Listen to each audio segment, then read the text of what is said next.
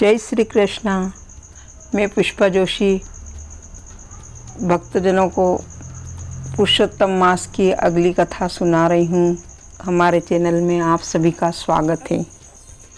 अब पुरुषोत्तम मास का 16वां अध्याय प्रारंभ। वाल्मीकि कहने लगे, इस प्रकार अनुपम वर देकर दोनों स्त्री पुरुषों को देखते देखते हरि भगवान गरुड़ पर चढ़कर अपने स्थान को चले गए। कुछ काल व्यतीत होने पर गौतमी के पुत्र उत्पन्न हुआ और सुदेव के ने पुत्र के उत्पन्न होने पर अति प्रसन्नता के साथ श्रेष्ठ ब्राह्मणों को बुलाकर जाति कर्म किया और स्नान कर ब्राह्मणों को बहुत सा दान दिया। पिता के मनोरथ के साथ माता ने के मन को भी आनंद देने वाला वह पुत्र शुक्ल पक्ष के चंद्रमा के समान बढ़ने लगा। तब पिता ने पुत्र को यज्ञोपवीत संस्कार कराकर गायत्री मंत्र का आदेश दिया और वह पुत्र तथा ब्रह्मचर्य व्रत का पालन करने लगा। वाल्मीकि ऋषि कहने लगे, एक समय करोड़ों सूर्य के समान कांति वाले देवल ऋषि वहाँ पर आए। उनको देखकर सुदेव ने उनके लिए आसन बिछाया। उस आसन पर देवल मुनि बैठकर बोले, हे सुदेव, सब लक्षणों से युक्त यह तुम्हारा पुत्र महाभाग्य का समुद्र है, परंतु इसमें एक ही महादोष है जिससे इसके सब गुण वृथा हो जाते हैं। हे सुदेव, तेरा यह पुत्र 12वें वर्ष में जल में डूबकर मर जाएगा, जिससे तू मन में सोच नहीं करना, होने वाला तो अवश्य होगा ही, इसमें कोई संशय नहीं, इसका कोई उपाय नहीं है। वाल्मीकि जी कहने लगे, देवल ऋषि के ऐसे वचन सुनकर सुदेव शर्मा पृथ्वी पर गिर पड़े और देवल मुनि इतना कहकर ब्रह्मलोक को चले गए। सुदेव देवल मुनि के वचनों को स्मरण कर बहुत काल तक विलाप करते रहे। फिर गौतमी पुत्र को गोदी में लेकर प्रेम से मुख चूमकर अपने पति से बोली, हे द्विजराज, होने वाली वस्तु से भय नहीं करना चाहिए।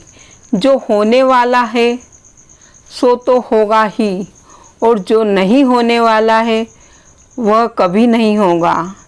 इसीलिए हे नाथ, उठो और सब शरणागत जीवों को के रक्षक निर्वाण पद को देने वाले सनातन हरि को भजो।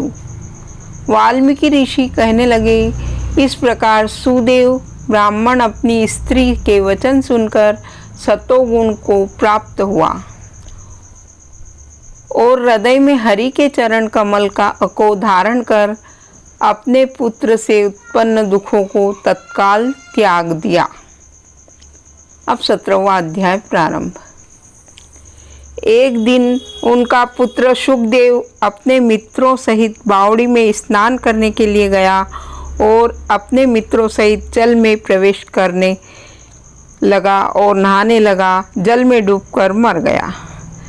तब उसको जल से बाहर न आते देख उसके साथी हाहाकार मचाकर भागे और उन बालकों ने गौतमी को जाकर सब वृतांत सुनाया।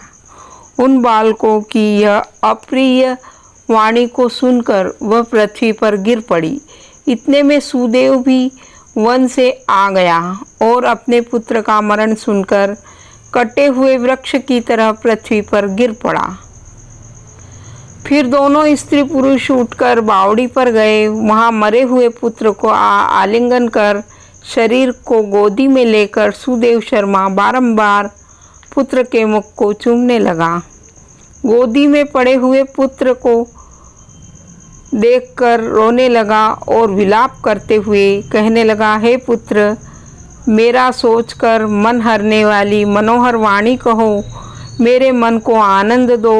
तुम अपने वृद्ध माता पिता को छोड़कर जाने के योग्य नहीं हो। हे वत्स, तुम्हारे श्रेष्ठ मित्र वेद पढ़ने के लिए बुला रहे हैं, तुम्हारा उपाध्याय पढ़ने के लिए बुला रहे हैं।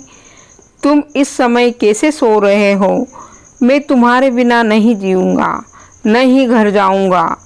अब मेरा वन में भी क्या काम है।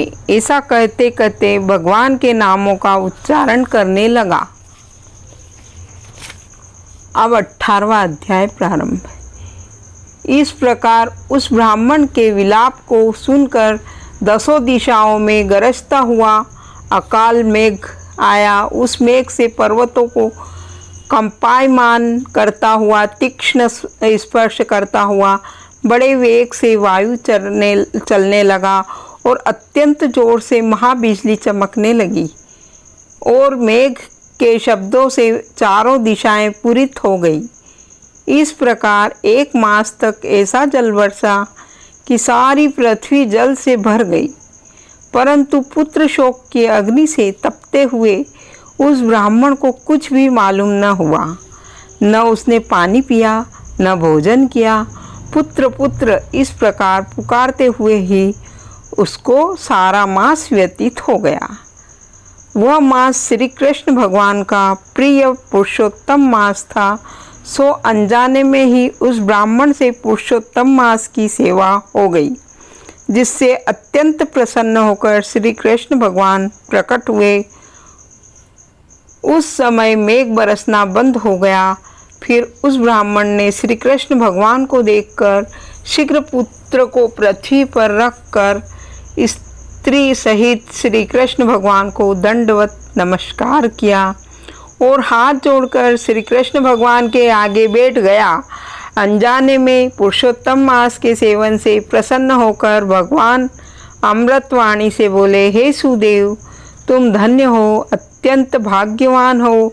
जो कुछ होने वाला है सो सुनो। मैं कहता हूँ, हे ब्राह्मण, तेरे इस पुत्र की 12,000 वर्ष की आयु होगी। और हे द्विजोत्तम, तेरे को सुख देने वाला पुत्र होगा, इसमें कोई संशय नहीं है। मैंने प्रसन्न होकर तुझको पुत्र दे दिया। श्री नारायण कहने लगे, हे नारद, भगवान के इतना कहने पर उस ब्राह्मण पुत्र का जीवित होकर उठ बैठा। ब्राह्मण और उसकी स्त्री दोनों ही पुत्र को देखकर महा आनंदित हुए और देवता भी पुष्पों की वर्षा करने लगे। सुखदेव जी तोता ने उन दोनों माता पिता तथा श्री हरि को नमस्कार किया और गरुड़ भी पुत्र सहित ब्राह्मण को देखकर अत्यंत प्रसन्न हुआ। तब ब्राह्मण आश्चर्ययुक्त होकर श्री हरि को नमस्कार कर हाथ जोड़कर गदगद वाणी से संशय काटने के लिए आनंद सहित भगवान से पूछने लगा, हे भगवान, मेरे 4000 वर्ष तक निरंतर महाकठिन तप करने पर आपने जो कठोर वचन मुझसे कहे थे कि मेरे 7 जन्मों में भी पुत्र का सुख नहीं है, उस वाक्य के उल्लंघन हेतु और मरे हुए पुत्र को जीवित करने का क्या कारण है। 19वां अध्याय प्रारंभ। नारायण जी ने कहा, हे नारद, भक्तवत्सल भगवान अपनी वाणी से सुदेव ब्राह्मण को प्रसन्न करते हुए बोले कि हे द्विजराज, जिससे मैं प्रसन्न हुआ, क्या तुम यह नहीं जानते, मेरा प्रिय पुरुषोत्तम मास आने पर तुम दोनों स्त्री पुरुषों के उपवास करने से, यहाँ पर बैठने से पुरुषोत्तम मास की सेवा हुई है। एक बार वेद में कहे गए साधनों को और दूसरी ओर पुरुषोत्तम मास के सेवन को जब ब्रह्मा जी तोलने लगे तो वेदोक्त साधन बहुत ही हल्के निकले। पुरुषोत्तम मास का सेवन भारी हुआ। इसीलिए संसार में पुरुषोत्तम मास अधिक पूज्य और मान्य है। जो मनुष्य जन्म लेकर श्री पुरुषोत्तम मास जप तप स्नान दान आदि नहीं करते हैं, वे जन्म जन्मांतर में दरिद्र होते हैं। अतः सब प्रकार से यत्न करके मेरे प्रिय पुरुषोत्तम मास का सेवन करना चाहिए। जो पुरुषोत्तम की सेवा करेगा वह भाग्यवान, धन्य और मुझको प्राप्त होगा। श्री नारायण बोले, इस प्रकार हे मुनि, जगदीश्वर हरि भगवान कह के तत्काल गरुड़ पर चढ़कर अत्यंत पवित्र वैकुंठ लोक को चले गए। स्त्री सहित सुदेव ब्राह्मण मृत प्राय होकर फिर जीवित हो गए। सुखदेव को देखकर रात दिन अत्यंत हर्षित होते रहे और कहने लगे कि यह अत्यंत आश्चर्य की बात है कि ऐसा मास कहीं भी न देखा न सुना। इस प्रकार आश्चर्य युक्त होकर वह सुदेव ब्राह्मण अत्यंत श्रद्धा युक्त होकर पुरुषोत्तम मास का सेवन करने लगा। ऋषि वाल्मीकि कहते हैं, वही तुम राजा दृढ़धन्वा विख्यात हुए। हे राजन, पुरुषोत्तम मास के सेवन से संपूर्ण सिद्धियों के भोगने वाले हुए। हे राजन, जो तुमने मुझसे पूछा था सो मैं अब तुमसे कहता हूँ। पूर्व जन्म में जो सुखदेव तुम्हारा पुत्र था वही तोता था। हरि ने उसको जिलाया और सुखदेव 12,000 वर्ष तक आयु भोग कर बैकुंठ को गया। वही सुखदेव वन के सरोवर में वट के वृक्ष पर बैठकर संसार सागर में डूबे हुए विषय रूपी सर्प से तुझको अपने पूर्व जन्म के पिता को देखकर कृपा से युक्त होकर चिंतन करने लगा कि यदि मैं इस राजा को बोध नहीं कराऊंगा तो मेरा भी बंधन हो जाएगा। इस प्रकार मेरा इन श्रुति के वचनों को जानना वृथा हो गया। इसीलिए मुझको अपने पूर्व जन्म के पिता का उपकार अवश्य करना चाहिए। ऐसा सोचकर ही उस तोते ने तुमको ज्ञान दिया। अब 20वां अध्याय प्रारंभ। सूत जी कहने लगे, नारायण के मुख से दृढ़धन्वा के पूर्व जन्म के वृतांत को सुनकर नारद जी श्री नारायण से पूछने लगे, हे तपोधन राजा दृढ़धन्वा फिर वाल्मीकि ऋषि को क्या कहने लगे, सो कृपा करके आप मुझसे कहिए।